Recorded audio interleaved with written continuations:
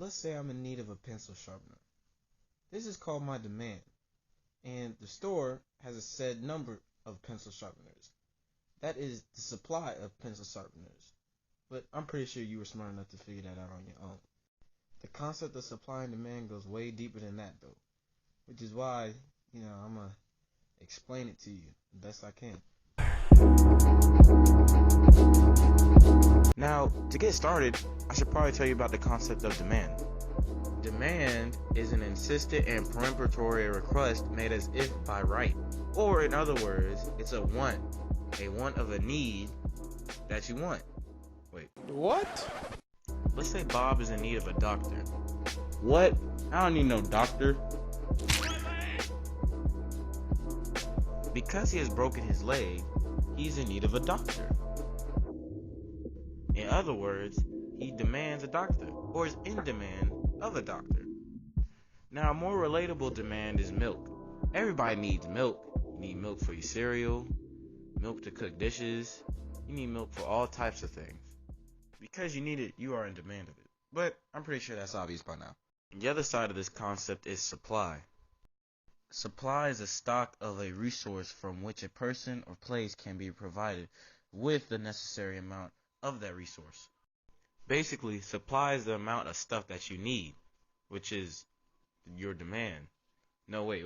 So, supply is the amount of stuff. Yeah, supply is the amount of stuff you need. What was I talking about? Let's say you work at Kroger, and there's only 200 gallons of milk. That means that's the supply. There's not much else to it. Now that we got that out the way, we should talk about the more important stuff like law of demand. Law of demand is as price goes up, quantity demanded goes down. Basically saying if the price of pizza goes up, you're not gonna want as much as that pizza because it's so expensive, and you're on a fixed income. You're only like 16 or 17. Most of y'all ain't even got jobs. The other side of this is law of supply. This is basically when an increase in price results in an increase of quantity supplied. So basically, an increase to the price of milk means an increase in the supply of milk. Let's not get ahead of ourselves. We have to talk about substitutes, which basically goes hand in hand with demand. A substitute is a product that could be used in place of the original, but for the same purpose. We'll use pickpocketing tools and a brick as substitute examples. Now, you can use pickpocket tools to break into a car, or you can use a brick to break the window. Substitutes happen mostly when the price of the original goes up. If the price of the original goes up and you can get a substitute that does almost the same job, why would you buy the original? Two more things about the law of demand: inelastic demand and elastic demand. Inelastic are things that people need or are willing to pay no matter the cost, like insulin. Cost rarely changes the demand because you need to live. Elastic demand, on the other hand, are things people can live without. Cost effects if people buy or not, like a video game. Like, why would you pay $80 for a video game? You don't need that. Now that we're done with the law of demand, we should probably talk about the law of supply. Let's say you buy a Huffy Bike and you wreck it because, I don't know, you're being stupid. And you go to buy another one and you see the prices increase a lot. Because you can't afford another Huffy Bike, they save another Huffy Bike because you didn't buy one. You go to buy another brand. And everybody else noticed, hey, Huffy Bikes are expensive. Let's not buy one. They get more of that Huffy Bike back because nobody's buying them. They stock up and they overflow. It's like, damn, we should probably, tone this down. I don't know, something like that. I mean, think about it though. Would you really buy a Huffy Bike? Who buys Huffy Bikes nowadays? It's more like, I don't know, Mongoose, 7-speed even a bike. I need to do my research on bikes, dude.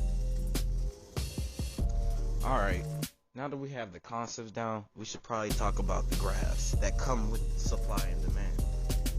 These graphs are represented as curves, but they're not really curves, it's just a straight line.